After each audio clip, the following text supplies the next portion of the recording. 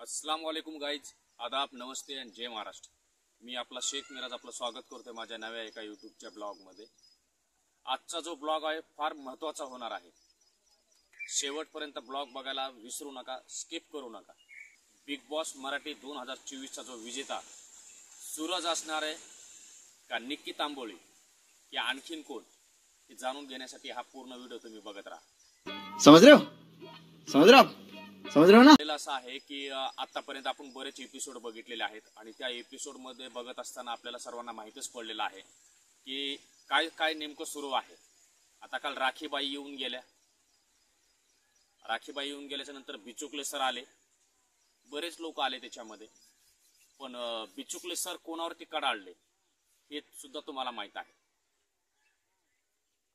राखी सावंत आल्याच्या नंतर तिने तर फार कल्लाच करून टाकला त्याच्यामध्ये। पण याच्यामध्ये आजपर्यंत जे घडलेलं आहे, रेकॉर्ड ब्रेक झालेला आहे मराठी बिग बॉसचा।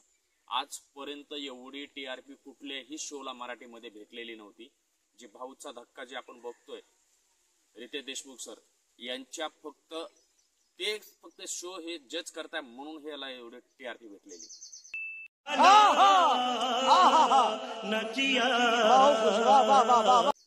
कारण मराठीतले सलमान खान म्हणायला रितेश दादांना काही हरकत नाही, कारण रितेश दादांचं जे आहे ते त्यांची म्हणजे एकदम असं क्लिअर बोलतात, समोरच्याला सडेतोड उत्तर देण्याची त्यांच्यामध्ये ताकद आहे।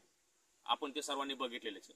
आणि याच्यामध्ये अरबाज जसा बाहेर गेलेला आहे, अरबाज बाहेर गेल्याच्या नंतर त्याच्या निक्कीच्या आईने सांगितलं की अरबाज कमेंटेड आहे, असं काहीही नाही। अरबाज कोणाशीही कमेंटेड नाहीये। अरे कहना क्या चाहते हो?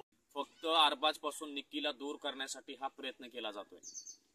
सेकंड टॉपिक आहे जान्हवी तर हा आज बघायला विसरू नका। आज जान्हवी, पॅडिक दादा आणि वर्षा उसगावकर मॅम हे तिघांमधून कोणी ना कोणी नॉमिनेशन मधून बाहेर जाणारच आहे आणि जायलाच पाहिजे।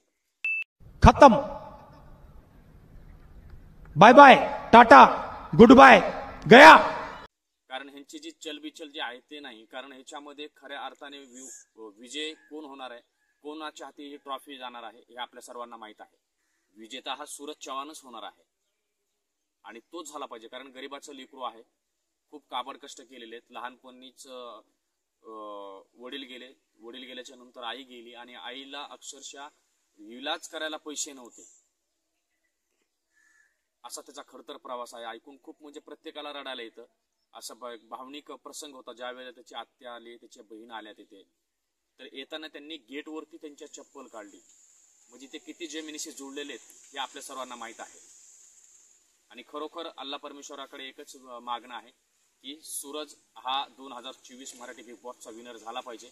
खूप खूप साऱ्या शुभेच्छा सूरज तुझ्यासाठी, आणि ही ट्रॉफी तू जिंकावीस असे आमच्या सर्वांच्या विशेष तुझ्या पाठीमागे आहेत। आणि तू 2024चा विनर झाला पाहिजेस आणि चांगला खेळतोय, खेळत राहा, कोणाचंही काही ऐकायचं नाही, काही नाही। जसं तू आहेस रांगडा गडी, त्याच रांगडा गडी तसाच तुझा अंदाजमध्ये तू खेळत राहा, एवढं सांगेल आणि तुला शुभेच्छा देतो। आणि हा जर व्हिडिओ आपल्याला आवडला असेल तर प्लीज सूरजसाठी एक लाईक, एक शेअर आणि एक सबस्क्राईब करायला विसरू नका। धन्यवाद।